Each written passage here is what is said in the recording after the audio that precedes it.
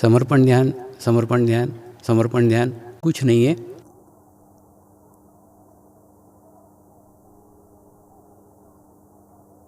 केवल आत्मा का शरीर के ऊपर नियंत्रण मात्र है।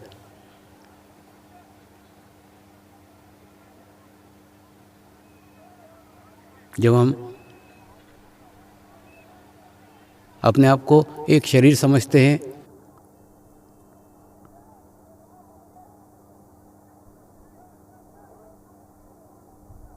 तो शरीर का अहंकार,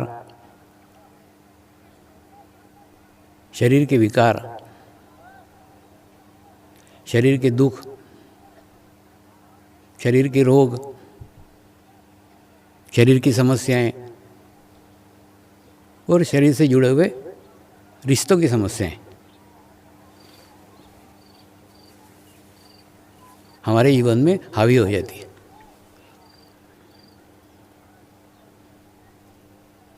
और उसके बाद में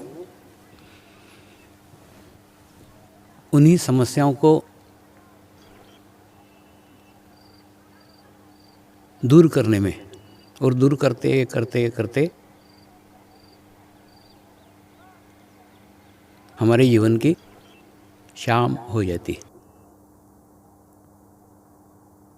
और जब शाम हो जाती है तब पता चलता है कि इन सब बातों के लिए मैंने जन्म लिया ही नहीं था।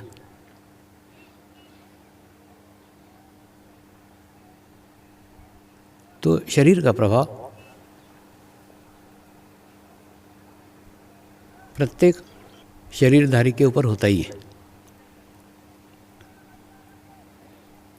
लेकिन शरीर में रहते हुए शरीर के प्रभाव को कम करना ही समर्पण ध्यान है।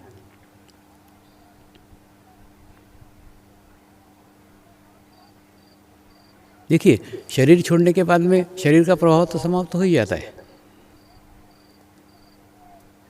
लेकिन शरीर में रहते हुए, शरीर में हैं लेकिन शरीर के प्रभाव से मुक्त है।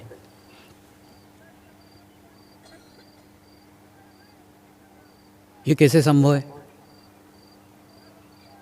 जिस प्रकार से एक लकीर खींची हुई है, उस लकीर को बिना छेड़छाड़ किए, बिना मिटाए, बिना हाथ लगाए उस रेखा को हमको छोटा करने का है। तो क्या उपाय है, क्या रास्ता है, क्या मार्ग है?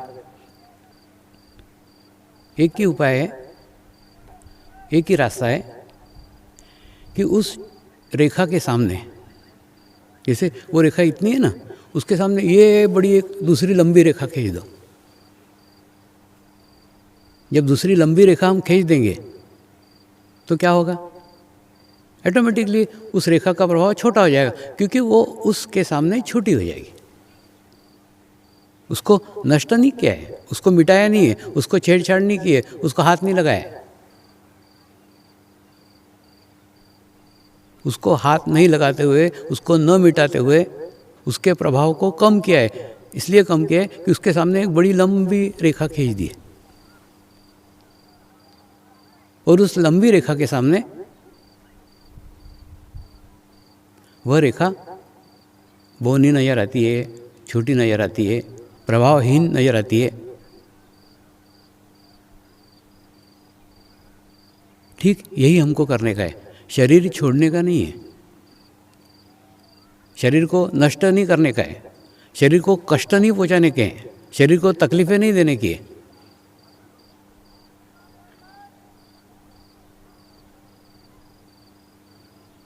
कई लोग शरीर को प्रभाव कम करने के लिए उपवास करते हैं, फास्ट करते हैं,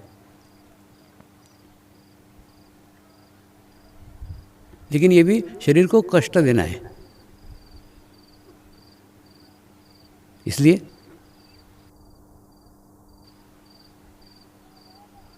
समर्पण ध्यान में उपवास को वर्ज्य कहा गया है। उपवास मत करो,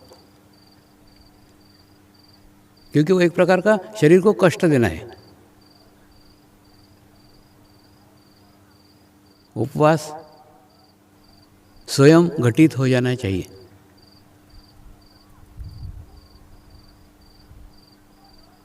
स्वयं घटित हो जाना चाहिए ना।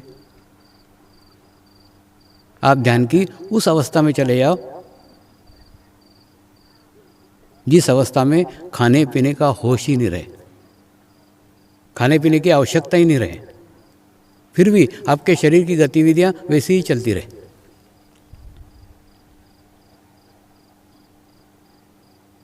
हुआ था ऐसा उपवास, मेरा भी घटित हुआ था। जब बाबा धाम की नींव खुदी थी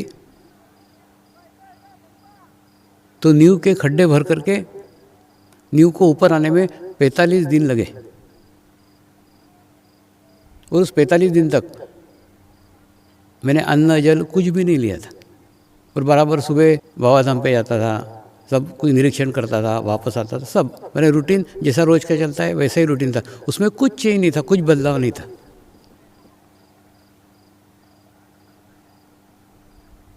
खाने की इच्छा ही नहीं होती थी, खाने की आवश्यकता ही नहीं लगती, खाने की याद ही नहीं आती थी। उसके बावजूद भी शरीर की गतिविधियां वैसी ही चलती रही, लेकिन वो जानबूझ के नहीं किया था, उसमें शरीर का प्रभाव कुछ भी नहीं था। ठीक उसी प्रकार से आपको आपके शरीर को कोई कष्ट नहीं देने का है, तकलीफें नहीं देने की है, परेशानी नहीं करने की है। फिर भी शरीर के प्रभाव को कम करने का है।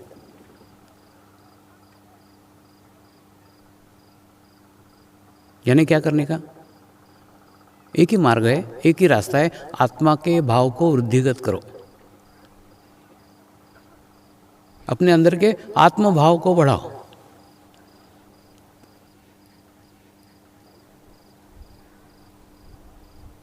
कुछ दिन पहले मैं नागपुर गया था। नागपुर में मेरी मौसी है, खूब 85 साल की उम्र है। खुद के मेहनत से, खुद के कर्तव्य से, खुद के परिश्रम से उसने टीचर की नौकरी की, खुद का मकान बनाया, सब खुद ने अपना जीवन निर्माण किया। मुझे एक बच्चे की तरह पाला, खूब मार मार के मुझे पढ़ाया। तो मुझे ऐसा लगा कि मैं दुनिया को रास्ता दिखा रहा हूँ, दुनिया को मार्ग बता रहा हूँ, तो क्यों ना उसको बताने का प्रयास करूं, उसको दिखाने के लिए जाऊं। गया, सुबह के फ्लाइट से गया, दिन भर उसके साथ रहा। सवेरे 10 बजे से लेके शाम को 5 बजे तक 7 घंटे का उसका सेशन चला। और शाम के फ्लाइट से वापस आए। और पूरे समय उसको यही बताने का कोशिश कर रहा था कि तू तेरे अंदर का आत्मभाव वृद्धिगत कर, आत्मभाव बढ़ा। उसने मेहनत से सब प्राप्त किया, अब शरीर की गतिविधियां नहीं होती तो दिन भर एक जगह बैठी रहती है। और बैठे बैठे पूरे घर पे ध्यान रखती है, बहू क्या कर रही है, दूध उफान तो नहीं रहा है, बिल्ली दूध तो नहीं पी रही है। खूब छोटी छोटी छोटी छोटी बातों में पूर्ण दिन चित्त रहता है। जबकि एक आध्यात्मिक महिला है, खूब पूजा पाठ, मंत्र जाप, जप जाप सब करती है। तो उसको मैंने कहा, मौसी तू इतना मंत्र जाप करती है, इतना पूजा पाठ करती है, एक मंत्र तेरे को बताऊं, उसको जोड़ ले तो उसके अंदर तेरे जीवन में चेंज आ जाएगा, तेरे जीवन में बदलाव आ जाएगा। तो मौसी ने पूछा कौन सा मंत्र है? तो मैंने बोला कुछ नहीं, तो आज से जो तेरी इतनी सारी मालाएं फेरती ना, उसके अंदर एक माला चालू कर दे रोज सवेरे। मैं एक पवित्र आत्मा हूँ, मैं एक शुद्ध आत्मा हूँ। तो उसको खूब आश्चर्य लगा, इसके अंदर भगवान तो कहीं है ही नहीं। मैंने कहा भगवान का नाम काय के लिए लेती है तू? तो बोले उससे मेरी आत्मा शुद्ध होगी, आत्मा पवित्र होगी। तो मैंने कहा उसको मैं शॉर्टकट दिखा रहा हूँ ना, ये शॉर्टकट के मार्ग से भी तेरे को वही प्राप्त होगा। और धीरे धीरे ये करते करते करते करते तेरे अंदर का आत्मभाव वृद्धिगत होगा। तो फिर तेरा ध्यान नहीं जाएगा कि बिल्ली दूध पी गई क्या, या घर में कोई दूध उफान रहा है क्या। ये छोटी छोटी बातों पे तेरा ध्यान नहीं जाएगा। तो वो मुझे कहने लग गई, फिर दूध उफान गया तो जाने दूँ, बिल्ली दूध पी गई तो पीने दूँ। मैंने उसको कहा, कल्पना कर यहाँ पे जोर से भूकंप आ गया है, तो क्या करेगी? सबसे पहले अपनी जान बचा के भागेगी। ठीक उसी प्रकार से तू समझ लेना, तेरे जीवन में कुछ दिन, थोड़े से दिन बाकी रह गए हैं, तो उन दिनों का तू क्या उपयोग कर सकती है? बिल्ली को देखने में व्यर्थ गंवाएगी या दूध को देखने में व्यर्थ गंवाएगी? इन सब बातों में से चित्त निकाल करके थोड़ा ध्यान अपने आत्मा की ओर कर और आत्मभाव को वृद्धिगत कर। ये जाप तो करेगी, जाप करते करते करते करते करते तेरे अंदर का आत्मभाव वृद्धिगत होगा, और जैसे जैसे आत्मभाव वृद्धिगत होगा वैसे वैसे आपके शरीर के दोष धीरे धीरे धीरे धीरे धीरे धीरे धीरे धीरे कम होना प्रारंभ हो जाएंगे। जैसे ही एक लकीर के सामने आप बड़ी लकीर खींच दो, ऑटोमेटिकली उस बड़ी लकीर के प्रभाव में छोटी लकीर बौनी हो जाएगी। समर्पण ध्यान यही है। समर्पण ध्यान सिखाता है आप आपके अंदर के आत्मभाव को वृद्धिगत करो, आत्मभाव को बढ़ाओ, और आत्मभाव को बढ़ाने के बाद में आपके अंदर का शरीर भाव स्वयं ही छोटा हो जाएगा। एकदम धीरे धीरे धीरे धीरे आपका प्रभाव शरीर का कम होता चला जाएगा। इसीलिए कभी भी मैं साधकों पे व्यसनों की बात नहीं करता हूँ, दोषों की बात नहीं करता हूँ, कुछ नहीं करता हूँ। मैं सिर्फ उनको प्रेरित करता हूँ वो अपने अंदर का आत्मभाव वृद्धिगत करें, क्योंकि व्यसन शरीर से संबंधित है, अहंकार शरीर से संबंधित है, दोष शरीर से संबंधित है, विकार शरीर से संबंधित है। वो शरीर के प्रभाव में है इसलिए अहंकार कर रहा है, वो शरीर के प्रभाव में है इसलिए व्यसन कर रहा है, वो शरीर के प्रभाव में है इसलिए विकारग्रस्त है। तो सबका जड़ क्या है? सबका जड़ है उसके अंदर शरीर का प्रभुत्व है। तो जिस व्यक्ति के ऊपर शरीर का प्रभुत्व है उस प्रभुत्व को कम करने का है। सबके शरीर एक जैसे हैं, सबकी आत्माएं एक जैसी है, हम सब समान रूप से पैदा हुए हैं। कोई ऊंचा है और कोई नीचा कोई नहीं है, कोई जाति का भेद नहीं है, धर्म का भेद नहीं है, कोई भेद नहीं है, सब समान है, एक जैसे हैं। सिर्फ एक के अंदर शरीर का भाव ज़्यादा है, एक के अंदर शरीर का भाव कम है। तो सिर्फ उसी के कारण सारी समस्याएं, सारे प्रॉब्लम निर्माण होते हैं। अब आपका ही निरीक्षण करो ना, आपके जीवन में कितनी समस्याएं, कितने प्रॉब्लम्स हैं। उस प्रॉब्लम में से आपको बाहर निकलने का, सारी समस्याएं घूम फिर करके शरीर तक आके सिमट जाती है। अब देखो आपके जीवन की कोई भी समस्या विचार करके देखो, थोड़ा शांति के साथ विचार करो कि आपके जीवन की समस्याएं किससे संबंधित है? शरीर से। विकार किससे संबंधित है? शरीर से। व्यसन किससे संबंधित है? शरीर से। तो इसका अर्थ है हमारे जीवन के अंदर शरीर का भाव अत्यधिक ज़्यादा है।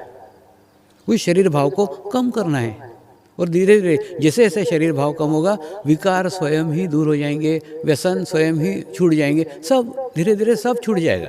उसको छोड़ने की भी आवश्यकता नहीं है, कब छूट गया आपको पता ही नहीं चलेगा। दूसरा, इसके लिए जाति का कोई बंधन नहीं है, इसके लिए धर्म का कोई बंधन नहीं है, इसके लिए भाषा का कोई बंधन नहीं है, इसके लिए देश का कोई बंधन नहीं है। जब जागो तब सवेरा। मैं मेरे घर की बात बताता हूँ। मेरे पिताजी सदैव मुझे क्रिटिसाइज ही करते थे, हर दफ़े मुझे बुराई कहते थे। मैंने मेरे को निंदक बाहर रखने की आवश्यकता नहीं, मेरे घर में ही थे। जब इस मार्ग में आया तो बोलते तो पत्नी की रोटियां तोड़ करके खाता है, कुछ कमाता धमाता नहीं है। तो जब ऐसा कहते थे तो मुझे गुस्सा आता था। मैं जाके रामकृष्ण मिशन के स्वामी जी के पास जाता था। स्वामी जी, मेरे पिताजी बोलते तू कमाता धमाता नहीं है। बोले तुम्हारे शिष्य मुख्यमंत्री हैं तो तुम चाहो उतना पैसा तुमको मिल सकता है, तुम लेते नहीं हो, ये तुम्हारा प्रश्न है। और तुम्हारे पिताजी उस काम को काम कहते हैं जिससे कुछ अर्जन होता है, कुछ अर्थ लाभ होता है, उससे कुछ पैसा मिलता है। आप वो कार्य कर रहे हो जिससे पैसा नहीं मिलता। तो कहने का मतलब ये है कि वो उसको महत्व देते हैं जिससे पैसा मिलता है। तुम कार्य नहीं करते क्या? नहीं, तुम कार्य करते हो लेकिन तुम कार्य का पैसा नहीं लेते। और पिताजी उसको कार्य ही नहीं समझते, पिताजी उसको कार्य समझते जिससे पैसा मिलता है। और पत्नी कहती थी जब तुम्हारे बच्चे पालने के लिए उनसे पैसा लूँ उस दिन तुम नौकरी करो, तब तक मैं कहती नौकरी मत करो तो मत करो। तो कहने का मतलब सब जगह जगह उन्होंने विरोध किया। जब जंगलों में सिखाता था तो बोलते थे अंधों में काना राजा, क्या अंधों में कुछ तो भी सिखाते रहता है, वो जंगली लोगों को कुछ आता जाता नहीं है, कुछ तो बताते रहता उनको। उसके बाद में जब विदेशों में गया, बार बार अलग अलग देशों की यात्राएं की, तो उनके अंदर चेंज आया, तो उनके अंदर बदलाव आया। बाद में बोलने लगे नहीं तेरे अंदर ही कुछ तो भी है जो मेरे समझ में नहीं आ रहा। तो उनको भी बताया कुछ भी नहीं।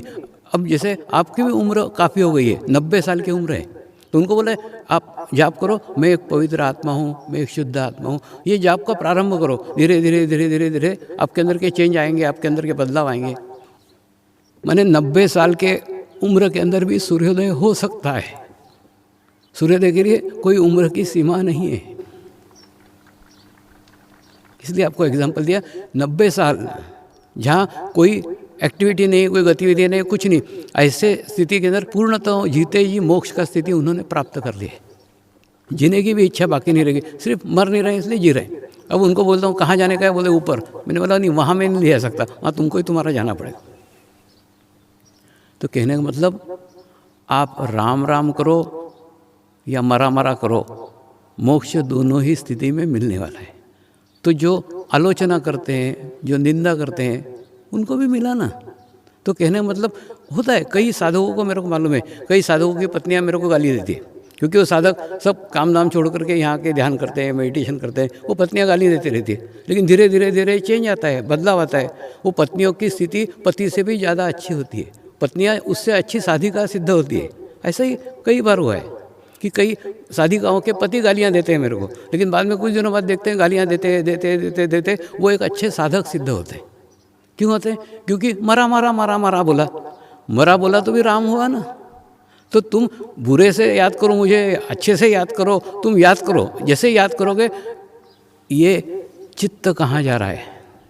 उस सामूहिकता के ऊपर जा रहा है, उस कलेक्टिविटी के साथ जा रहा है, जिस कलेक्टिविटी के साथ हजारों लाखों आत्माएं जुड़ी हुई है। तो आप किसी भी मार्ग से, किसी भी रास्ते से उस आत्माओं की सामूहिकता के साथ जुड़ो। आत्माओं की सामूहिकता के साथ जुड़ने के बाद में तभी आपकी आत्मा स्ट्रांग होगी, आपकी आत्मा मजबूत होगी और आपके शरीर के ऊपर आपके आत्मा का नियंत्रण होगा। ये बात हो गई आपके शरीर की। अब बात आती है आत्मा की। तो आत्माएं का एक ही उद्देश्य होता है, एक ऐसे जीवन की कामना करना, एक ऐसे जीवन का इंतजार करना जिस जीवन में जीवन का पूर्णत्व प्राप्त हो सके। जीवन के पूर्णत्व से मेरा आशय उस अवस्था से है जिस अवस्था को मोक्ष कहते हैं। मोक्ष एक जीवन की उच्च अवस्था है, एक ऐसी अवस्था है जिसमें से शरीर मुक्त आत्मा निवास करती है। तो आपके जीवन में उस मुक्त अवस्था तक पहुँचो, उस मुक्त स्थिति तक पहुँचो। यही इस वर्ष का संदेश है। इस वर्ष की शुरुआत उस मुक्तता के लिए प्रथम कदम के रूप में आप सभी आत्माओं ने की और इसी कारण आप इस स्थान तक पहुँचे। यही स्थिति लगातार साल भर तक बनाए रखो ताकि ये साल आपके लिए मोक्ष का साल सिद्ध हो। देखिए, ये लगातार प्रयास है। लगातार प्रयत्न है। अचानक एकदम चमत्कार ऐसा कुछ भी नहीं होगा। शरीर जिसको इतने सालों से हम ढोते फिर रहे हैं, उसके सारे चोचले पूर्ण कर रहे हैं, उसकी सारी इच्छाएं पूर्ण कर रहे हैं, उसके सारे प्रयत्न पूर्ण कर रहे हैं। बहुत हो गया। शरीर के प्रभाव को छोटा करने के लिए आत्मा के भाव को वृद्धिगत करना प्रारंभ कर दो, तो यही समर्पण ध्यान है। समर्पण ध्यान का अर्थ समर्पण प्लस ध्यान। तो पहले समर्पण शब्द का अर्थ समझ लो और बाद में उसको ध्यान जोड़ लो। ध्यान है ना अभ्यास, ध्यान है ना प्रैक्टिस। समर्पण शब्द से प्राय हम अर्थ लगाते हैं समर्पण यानी, देखिए जब आप शरीर भाव में रहते हैं ना, तो शरीर से बाहर का सोच ही नहीं सकते। तो समर्पण का अर्थ लगाते कुछ वस्तु को समर्पित करना, अपने शरीर को समर्पित करना, कुछ समय दान देना, कुछ धन देना। यानी आप समर्पण का अर्थ उतना ही लगाते जिसको दिखाया जा सकता है, जिसको देखा जा सकता है, जिसको अनुभव किया जा सकता है। लेकिन समर्पण का अर्थ इससे भी बहुत विशाल है, बहुत बड़ा है। ये सारे अर्थ हो गए शरीर लेवल के ऊपर। ये शरीर लेवल से बढ़कर के भी एक और अर्थ है, वह है समरस होना। समरस होना यानी आप माध्यम के साथ इतने समरस हो जाओ, इतने समरस हो जाओ कि माध्यम के अंदर के भीतर जो कुछ है, माध्यम यानी शरीर नहीं, माध्यम यानी वो आत्मा, उस आत्मा के अंदर जो कुछ है वो सब आपके अंदर प्रवाहित होना प्रारंभ हो जाए, आपके अंदर बहना चालू हो जाए, आपके अंदर उसका प्रगटीकरण होना चालू हो जाए। समाहित होना यानी क्या? समाहित यानी ये आपका संपूर्ण अस्तित्व शून्य हो जाना, एकदम खाली पाइप हो जाना, एकदम निखालस हो जाना, एकदम शुद्ध हो जाना, एकदम पवित्र हो जाना। ऐसा जब आप होंगे तो माध्यम की सारी शक्तियाँ, माध्यम की सारी सामूहिकता, माध्यम की सारी कलेक्टिविटी आपके भीतर से बहना प्रारंभ हो जाएगी। देखो मैं आपको अभी हाल ही के उदाहरण से समझाता हूँ। गत माह में ही मैंने अहमदाबाद में जैन मुनियों का शिविर लिया। खूब बड़ी संख्या में, अभी तक का सबसे बड़ा शिविर वहाँ संपन्न हुआ। तो वहाँ अलग अलग ग्रंथों के ऊपर चर्चा चली, अलग अलग विषयों पे चर्चा चली। और उसके बाद में उनके जो गच्छाधिपति थे उन्होंने एक चिट्ठी मुझे लिख करके भेजी। चिट्ठी में लिखा था, स्वामी जी आप संस्कृत के प्रगाढ़ विद्वान हैं, इसी कारण हमारे जैन धर्म के जो मूल ग्रंथ हैं, उन मूल ग्रंथों में जो बातें लिखी हुई है वो सब बातें आपने आपके हिमालय का समर्पण योग के चौथे भाग में उल्लेखित की है। तो शायद आपके जीवन के अंदर कहीं वो ग्रंथ पढ़ने में आए होंगे और उन ग्रंथों का उल्लेख आपने आपके पुस्तकों में किया है। बहुत प्राचीन ग्रंथ है जिसके ऊपर जैन धर्म आधारित है। तो उस समय तो शिविर चल रहा था, तो वो शिविर को चलने दिया। जब शिविर समाप्ति हुई, समाप्त होने के बाद में मैं उनको मिलने के लिए गया। उनको मैंने स्पष्टीकरण दिया कि पहली बात तो मैं संस्कृत का विद्वान नहीं हूँ, मुझे संस्कृत नहीं आती। एक दूसरा, मेरे गुरु को भी संस्कृत नहीं आती थी, गुरु भी संस्कृत के विद्वान नहीं थे। और रही बात जिनसे मैंने ग्रहण किया, वो जैन मुनि इतने दुर्गम जगह, इतने निर्जन जगह बैठे हुए थे, वहाँ मनुष्य का चढ़ना ही असंभव है। वहाँ पे कोई ग्रंथ लेके चढ़ेगा वो पॉसिबल नहीं है। तो मुझे नहीं लगता कि उन्होंने भी उनके जीवन काल में वो ग्रंथ पढ़े होंगे। और उनके गुफा के अंदर कोई ग्रंथ नहीं थे, कोई धर्म ग्रंथ नहीं थे, कोई मूर्ति नहीं थी, कुछ नहीं था।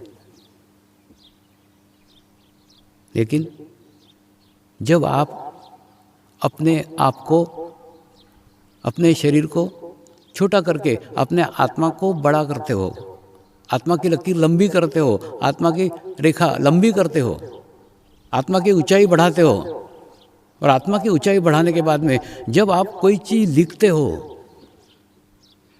तो वो लिखा हुआ केवल कागज़ पे नहीं रहता, इस आकाश में भी कहीं वो लिखा जाता है। और लिखने के बाद में वो शब्द स्थायी रहते हैं, वो कभी वहाँ से हटते नहीं हैं। और जब आप उस अवस्था में जुड़ जाते हो तो वहाँ पे लिखी हुई बात कोई भी कहीं से भी ग्रहण कर सकता है। तो मेरे गुरुओं ने उसको चित्त से ग्रहण किया था, और चित्त से ग्रहण करके अपने भीतर समा लिया था। सारा जैन धर्म उन्होंने पुस्तकों से पढ़ा नहीं, सारा जैन धर्म उन्होंने ग्रंथों से पढ़ा नहीं, उन ग्रंथों से आत्मसात होकर के उसको अपने जीवन में अवलंब कर लिया। तो उनके पास वो सारा ज्ञान था, लेकिन पुस्तकों से पढ़ा हुआ नहीं था, सूक्ष्म में था। और जब मैं उनको समर्पित हुआ, समर्पण मैंने मेरा पूर्ण उनको किया, मैं उनके अंदर समाहित हुआ, तो उनके भीतर का ज्ञान मेरे भीतर प्रवाहित हो गया। उन्होंने दिया नहीं, मैंने लिया नहीं, देने और लेने की प्रक्रिया हुई नहीं है। उन्होंने मुझे दिया ही नहीं है, मैंने उनसे लिया ही नहीं है। उसके बावजूद भी उनके भीतर का सारा ज्ञान ऑटोमेटिकली ट्रांसफ़र हो गया। तो जो ट्रांसफ़र हुआ वही उस पुस्तकों में लिखा गया है। कभी भी हमारी आपस में कभी जैन धर्म के ऊपर चर्चा ही नहीं हुई, क्योंकि मैं जैन हूँ नहीं, तो मेरे से जैन धर्म पे क्यों बात करेंगे, कोई बात ही नहीं हुई। उसके बावजूद भी 5वीं पुस्तक भी जैन धर्म पे ही लिखी हुई है। उनको खूब आश्चर्य हुआ है कि आप जैन नहीं है, फिर भी जैन धर्म के ऊपर पुस्तकें लिखे जा रहे हैं। 5वीं पुस्तक भी हुई है, अभी गुरु माँ उसको कर रही है चेकिंग, लेकिन 5वीं पुस्तक भी पूर्ण वो जैन धर्म पे है। तो उनको बताया ये समर्पण है। तो आप भी समझिए, समर्पण यानी अपना अस्तित्व शून्य कर देना, माध्यममय हो जाना, परमात्मामय हो जाना, होता है ना। एक्चुअली हम जिनको परमात्मा मानते हैं, हम जिनको परमेश्वर मानते हैं, परमेश्वर का स्वरूप है, परमेश्वर का कोई रूप नहीं है। लेकिन हमारी आदत है जीवन में, हम सदैव बोलते हैं न लाया, न लाया, न लाया। नल आता है क्या? नहीं आता। नल तो उसकी जगह स्थायी रहता है, खड़ा ही रहता है, 24 घंटे नल वहीं रहता है। सिर्फ पानी आने के समय नल में से पानी बहना प्रारंभ हो जाता है, तो नल नहीं आता, नल वहीं रहता है, उसके अंदर से पानी आता है। लेकिन पानी आता अपने को नहीं बोलते आता, हम बोलते हैं नल आया। ये क्यों बोलते हैं? इसलिए बोलते हैं क्योंकि हमारे अंदर शरीर का प्रभाव अत्यधिक है, और अत्यधिक प्रभाव होने के कारण हमको स्थूल चीज़ समझ में आती है, सूक्ष्म की बात समझ में नहीं आती। पानी आया हम नहीं बोलते, क्योंकि पानी को हम महत्व ही देते हैं। हम महत्व देते हैं जो दिखता है, जिसको पकड़ा जा सकता है, जिसको टच किया जा सकता है, जिसको छुआ जा सकता है, उस नल को हम प्रधानता देते हैं। इसलिए कभी नहीं बोलते पानी आए, हम बोलते हैं नल आए। ठीक इसी प्रकार से हमने भी माध्यमों के रूपों को पकड़ा है। भगवान का कोई रूप ही नहीं है, और यही कारण है किसी ने आज तक नहीं कहा कि मैं भगवान हूँ। आपने आपके भाव के कारण उसको भगवान माना है। दूसरा, भगवान मानना भी एक आपके जीवन की उच्च दशा है, माना ना। मैंने भी मेरे गुरु को भगवान माना। देखिए, जब मेरी नानी कहा करती थी परमात्मा कल भी था, परमात्मा आज भी है, और परमात्मा कल भी रहेगा, बस यही वाक्य रोज बड़बड़ बड़बड़ बड़बड़ करती थी। तो करते करते करते मेरे अंदर वो एकदम अंदर तक बैठ गया कि परमात्मा कोई शरीर हो ही नहीं सकता। क्यों नहीं हो सकता? क्योंकि कोई शरीर ही ऐसा नहीं है जो कल भी था, आज भी है और कल भी रहेगा। अब बताओ ना, ऐसा कोई शरीर है क्या? नहीं है जो कल भी था, आज भी है और कल भी रहेगा। तो इसका मतलब कोई भी शरीर, कोई भी रूप जो हम भगवान मान रहे हैं वो भगवान नहीं है, वो भगवान का स्वरूप है, उसके अंदर से भगवान बहता है। क्या होता है, जब आप आपके शरीर की रेखा को छोटी करके उसके सामने आत्मा की रेखा बड़ी कर देते हो, तो बाद में इतनी बड़ी हो जाती है आत्मा की रेखा कि बाद में शरीर दिखना ही बंद हो जाता है। खूब ज़्यादा प्रभाव आपके ऊपर आत्मा का पड़ने लग जाता है, शरीर दिखना ही बंद हो जाता है। तो वो माध्यम, जिन माध्यमों ने अपने जीवन काल में अपने शरीर के ऊपर संपूर्ण नियंत्रण कर लिया, शरीर के विकारों पे नियंत्रण किया, शरीर के व्यसन पर नियंत्रण किया, शरीर के दोषों पे नियंत्रण किया, और अपने आत्मा के भाव को इतना वृद्धिगत किया, इतना वृद्धिगत किया, इतना वृद्धिगत किया कि उनका शरीर ही नज़र नहीं आता था। हमको उसके आत्मा के अंदर से बहना हुआ चैतन्य नजर आता था। परमात्मा मय हो गए थे वो, और परमात्मा मय होने के कारण परमात्मा सा लगने लग जाते थे। तो वही हमको परमात्मा लगने लग गए। हमने उनको ही परमात्मा मान लिया, हमने उनको ही भगवान मान लिया। इतने भगवानमय हो गए, उनका अस्तित्व शरीर का अलग रहा ही नहीं। इतना एनर्जी, इतना चैतन्य, इतना वाइब्रेशन उनके भीतर से बहने लग गया, और बहने के कारण वो परमात्मामय हो गए, परमात्मा सा लगने लग गए। लेकिन वो परमात्मा नहीं थे, क्योंकि उनका शरीर था जो दिख सकता है, वो कभी भी परमात्मा नहीं हो सकता। परमात्मा अनुभव किया जा सकता है। इसीलिए किसी ने नहीं कहा आज तक कि मैं परमात्मा हूँ। हुआ था एक बार, मैं इंग्लैंड में थियोसॉफिकल सोसाइटी में प्रवचन कर रहा था, और वो प्रवचन में कहा कि आज तक किसी ने नहीं कहा कि मैं भगवान हूँ, क्योंकि जो भी भगवानमय हो गए उनके अंदर मैं का भाव ही नहीं था।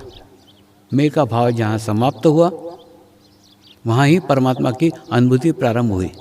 इसीलिए किसी ने नहीं कहा कि मैं भगवान हूँ, क्योंकि सब जानते थे भगवान एक विश्वव्यापी विश्व चेतना है, वो कोई शरीर हो ही नहीं सकता।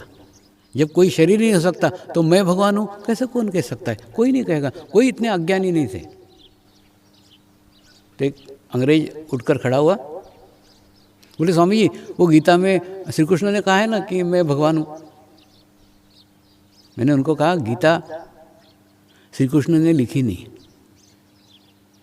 गीता वेद व्यास ने लिखी, और वेद व्यास श्री कृष्ण को भगवान मानते थे, इसलिए उन्होंने उसको भगवान कहा।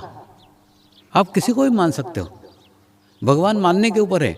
आपने किसी को भी भगवान माना, ऑटोमेटिकली आपका आभामंडल, आपका ओरा, आपकी स्थिति, आपके वाइब्रेशन चेंज हो जाएंगे, बदलाव हो जाएगा। किसी को भी भगवान मानना हमारे आत्मा की एक उच्च दशा को प्रदर्शित करता है। होता है ना, कई बार एखादा पेशेंट हॉस्पिटल में बेड पे पड़ा रहता है, ऑपरेशन टेबल पे पड़ा रहता है, डॉक्टर उनको बोलते अब ऊपर वाले को याद करो। आप जिसको मानते हो उसको मानो, लेकिन आप भगवान को याद करो, आप आपके ईश्वर को याद करो, आप आपके देवता को याद करो। डॉक्टर क्यों बोलते हैं?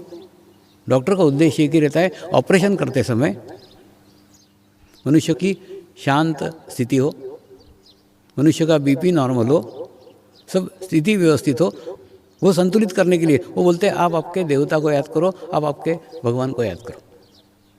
यानी केवल याद करना भी आपको संतुलित करता है, याद करना भी आपको बैलेंस करता है। तो मानना कितना बड़ा चेंज ला सकता है।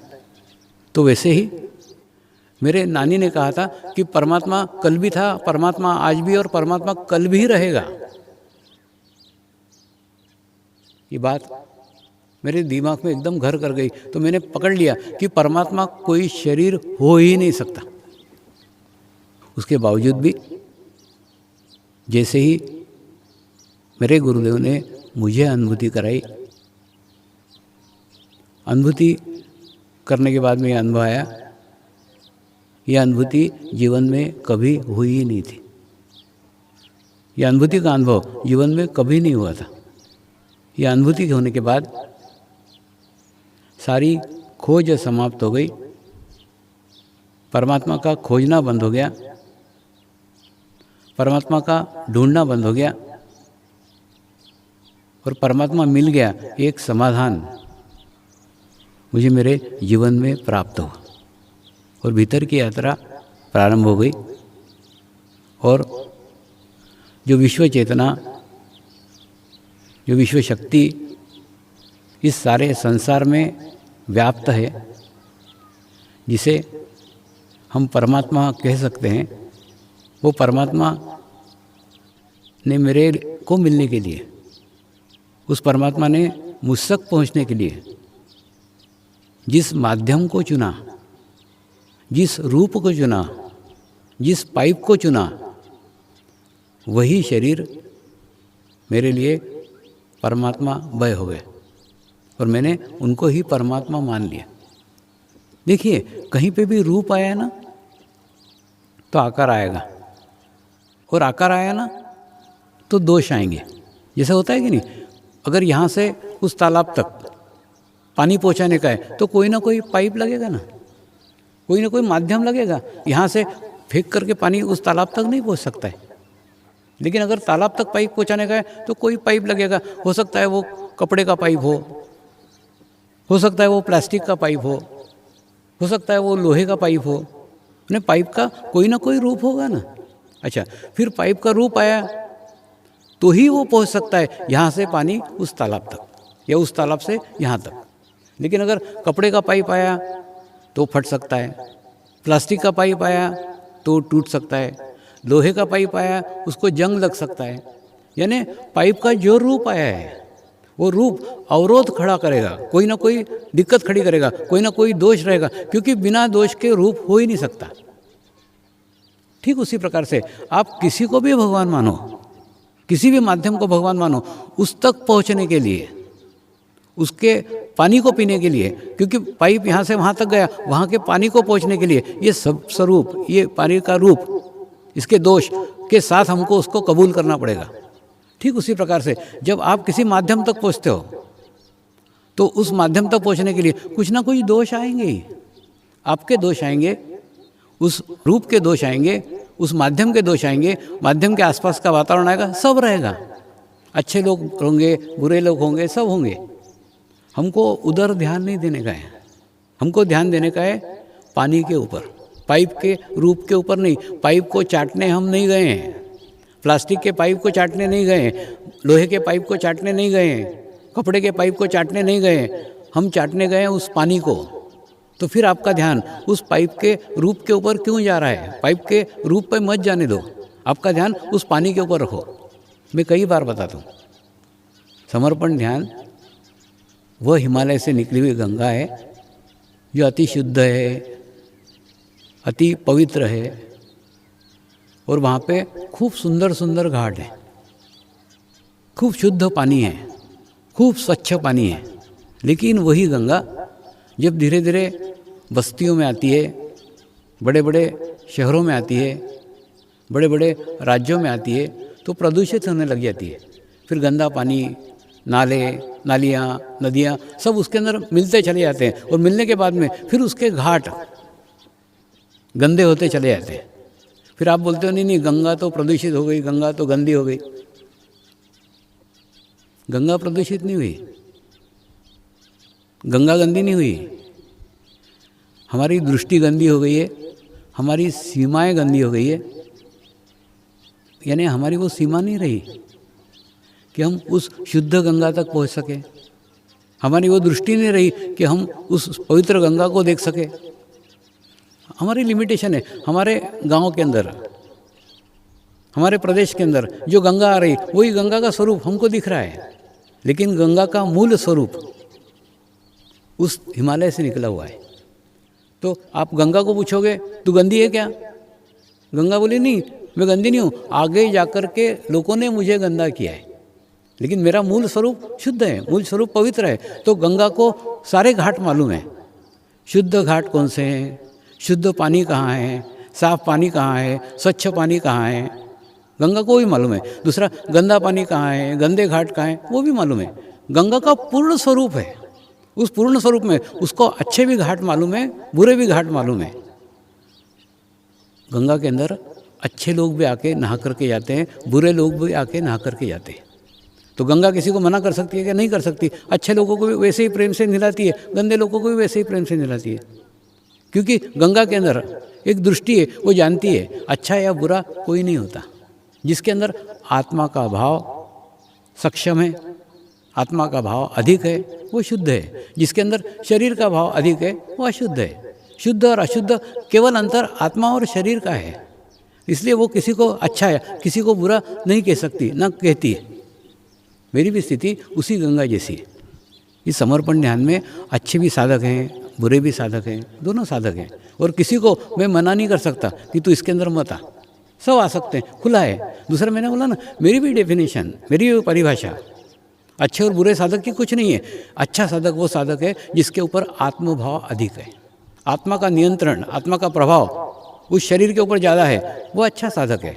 जिस शरीर का प्रभाव आत्मा के ऊपर अधिक है वो खराब साधक है। बस ये अंतर है, बाकी चेंज बोलोगे, बदलाव बोलोगे तो कुछ नहीं है। एक के ऊपर शरीर का प्रभाव अधिक है, एक के ऊपर आत्मा का प्रभाव अधिक है। दूसरा, आप थोड़ा संगत करो ना किसी के साथ, थोड़ी देर बैठो ना किसी के साथ, आपको उस साधक का स्तर पता चल जाएगा। देखो, सबसे पहली बात है, जो शरीर के प्रभाव के अंदर साधक है वो दूसरे की बुराइयां करना चालू कर देगा। वो इसकी बुराई करेगा, उसकी बुराई करेगा, उसकी बुराई करेगा, उसकी बुराई करेगा, तो समझ लो इसके ऊपर शरीर का प्रभाव अत्यधिक है, खतरे की घंटी है। इस साधक से दूर रहो, क्योंकि ये शरीर के प्रभाव वाले साधक के पास अगर आप अधिक दिन रहे तो क्या होगा, धीरे धीरे धीरे आपके भी आत्मा का भाव धीरे धीरे धीरे धीरे कम होगा और शरीर का प्रभाव बढ़ेगा। क्योंकि खरबूजे को देख के खरबूजा रंग बदलता है।